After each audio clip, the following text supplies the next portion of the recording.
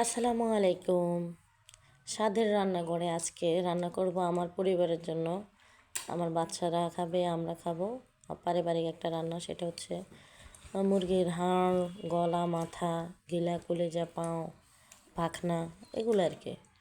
তো শুরু করে দিলাম রান্নাটা। আসলে এগুলো করবো আমি বুটের ডাল দিয়ে, তাই প্রথমে বুটের ডালটা একপাশে সেদ্ধ বসাই দিলাম।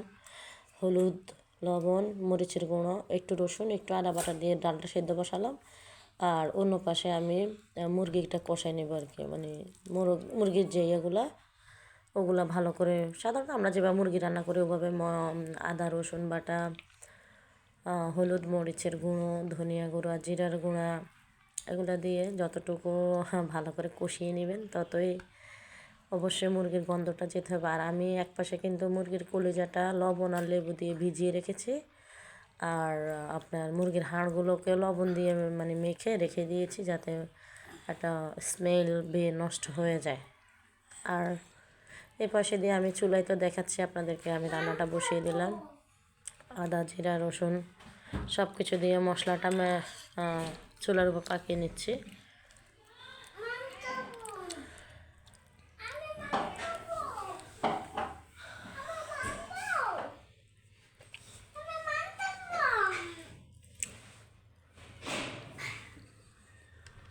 হালকা ভেজে নেব, একটু ভেজে নিয়ে ধুয়ে রাখা মুরগি একপাশে দিয়ে আমি এগুলো ভেজে নিচ্ছি। আবার আরেক হাতে গিয়ে বেসিনে পানি ছেড়ে দিয়ে ওগুলো ধুয়ে আনছি। তো ধুয়ে আনার পর ওগুলো দিয়ে দিলাম। প্রথমে সাধারণত গিলা কলিজা অনেকে রান্না করেন অনেক রকম। আমি রান্না করি সাধারণত একটু হাড়গুলো আগেই দিই, কারণ কলিজাটাকে আপনি যদি একটু গরম কুসুম পানিতে ভিজিয়ে রাখেন কলিজাটা একটু শক্ত হয়। আমরা মানে দেখিয়েন, তাহলে কলিজাটা আর তরকারির মধ্যে এসে গুলে যায় না। ভালো করে হাড়টাকে একটু কষিয়ে নেব প্রায় 10-15 মিনিট। তারপর আমি গিলা কলিজাগুলো এনে দিয়ে দিয়েছি পানির থেকে ঝরে এনে।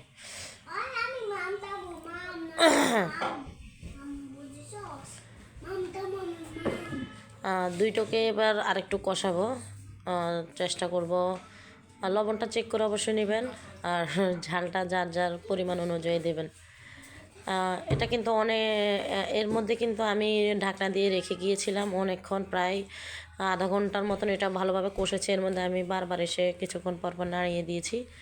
একরকম বলতে গেলে ডালটা আমি 80% সিদ্ধ করে ফেলেছি।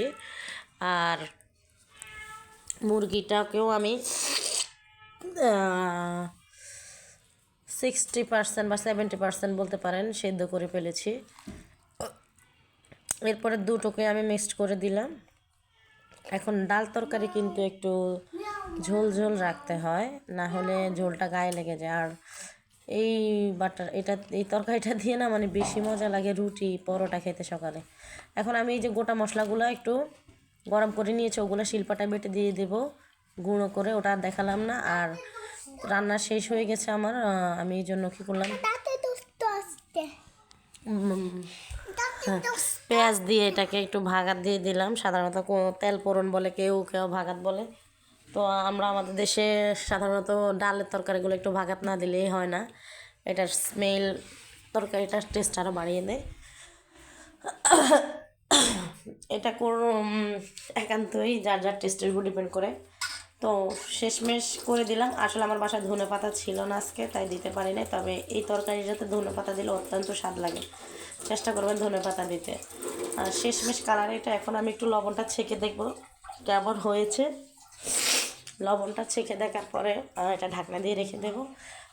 বলতে ভুলে গিয়েছিলাম আপনাদেরকে, আমি হয়তো দেখাই নাই পানিটা। আমি পাতিলটা ধুয়ে সামান্য 2 গ্লাস অনুযায়ী পানি, যেহেতু আমি মুরগিটাকেও ভালো করে সেদ্ধ করে নিয়েছিলাম আর আমার ডালটাও সেদ্ধ হয়েছিল, তো এই জন্য অত বেশি পানি দেওয়ার প্রয়োজন পড়েনি।